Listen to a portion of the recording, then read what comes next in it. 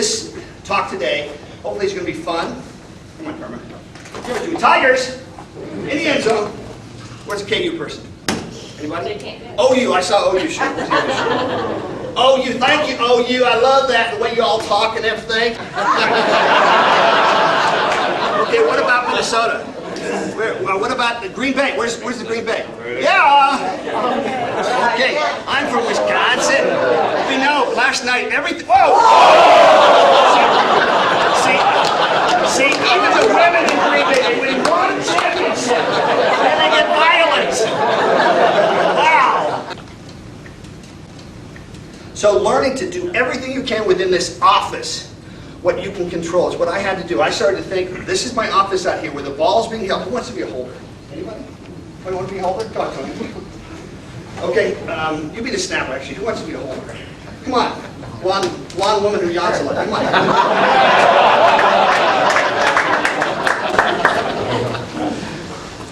This is a good analogy. What's your name? Taylor, nice to meet you. Where are you from? Pennsylvania. Excellent. Okay, so let's look at this analogy here. Self-awareness, the team. I would look at my team as the line right here. Okay, that's my family. Okay, the holder is my business team. They position me to kick the field goal. Okay. And once you come over here, since I'm a right footer, let's see who we're going to hit here. And then this is you.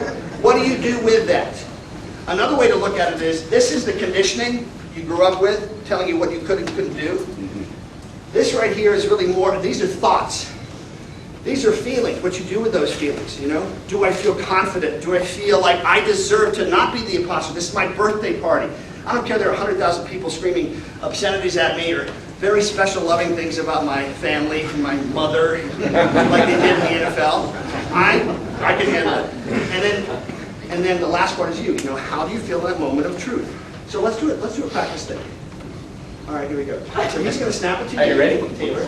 Once you get down on one knee, get comfortable. Okay, so you can just toss it to her. You got to catch it. Okay, there you go. Okay, you put the ball down, and then watch out for that wonderful, those fingernails. So, I mean, usually we have a big ceiling. But if I was to kick now... Karma, what do we get for the insurance for the chandeliers? Okay, so if I get a little kick. Yay!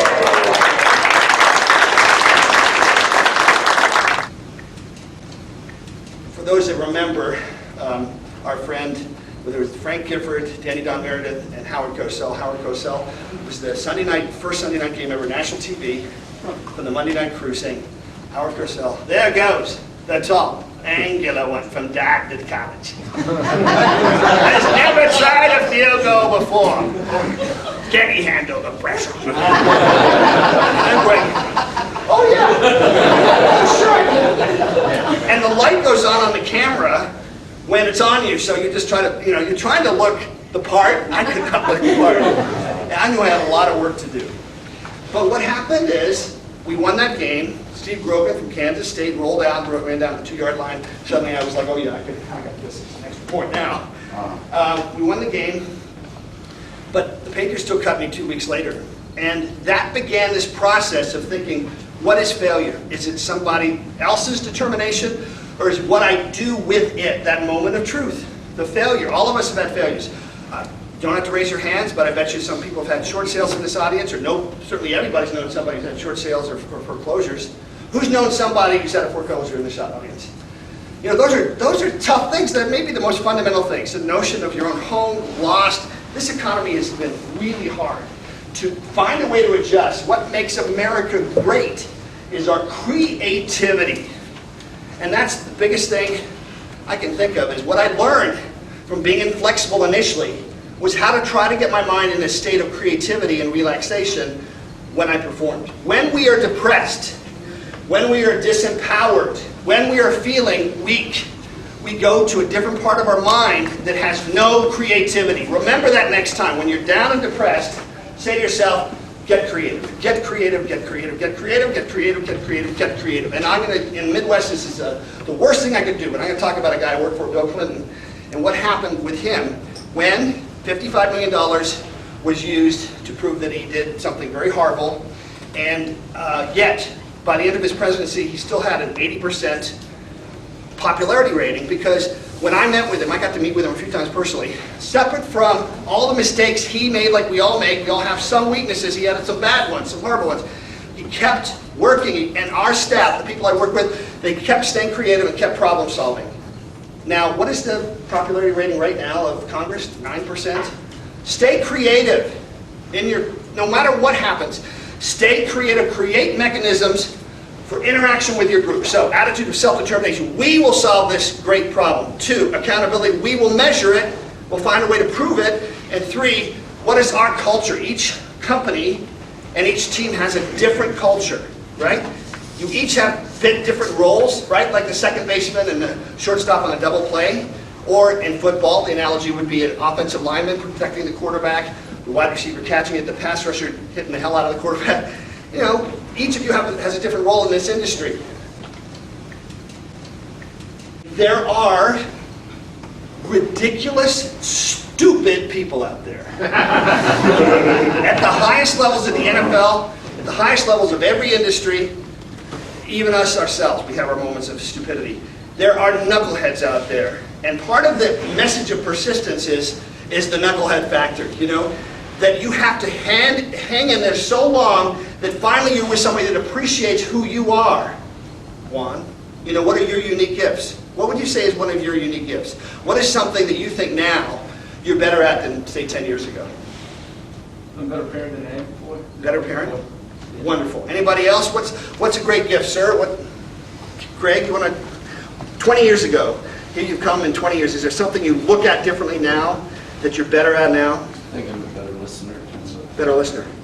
Yeah, that's a great thing, by the way. The wonderful book, A New Earth by Eckhart Tolle, talks about ego versus, and it's related to the first book we talked about, ego, the narcissistic athlete, definitely ego all the way, and the spirit. And I think it's been great for me to realize every time I'm feeling unlike myself or ineffective as a leader or unhappy, it's my ego which is holding me to old identities. It's the hardest thing to do, to stay humble and ask, what is my real purpose, and if I want to be the best I can be, it's certainly not measured by just making me great. It's making everybody great around me. The harvest. What is the harvest going to be for you? Is it shared, or is it just a bunch of numbers? Is it that feeling I can retire now on vacation? What are your roots? From what does that come? Where do those values come from that make the dream real? What's the music that makes you feel like it's real, that it's an everyday thing, not something in the future, some indeterminate time? And how good is that band? What kind of music are you guys playing together? You able to play jazz as well as blues? You ever get it done? And always remember, it's not easy. We're pushing that baby up the rock. There's a rock star. Never giving up, baby. America right now, just like FDR, what I learned with Eagle Tip back in 1982, America is still in the midst of a real challenge. And it will take people like you to be leaders at the new level, but know this, that being a great leader is the greatest feeling when you know you've empowered your team, other people to live better lives, live lives of meaning. That's a pretty exciting way to have a challenge. I've been writing a book called Naked Alone with 80,000 People, and it's coming out next year. And I've been interviewing Marv Levy, Dick Vermeil, Marty Schottenheimer, some great coaches. They all had different leadership styles, but every one of them had one thing in common. They loved their players, and their players loved them, you know? And in the NFL, when you're sacrificing your body, even as a kicker, and I would have somebody, can you stand up, Larry, for a second? Even as a kicker, I used to think I should be like a Buddha. I must find myself like Deepak Chopra, and I must find my center and be perfectly ready. By the end of my career, it's like I'd have Larry, Larry's a 300-pound lineman, and Larry would, I'd say, hit me, boom! And I'd have him hit me a couple times. Good job. I've been hit a lot. Thank you. I do that during games because that reminded me that I'm in this moment. And I'll just leave you with my favorite quote from another Roosevelt.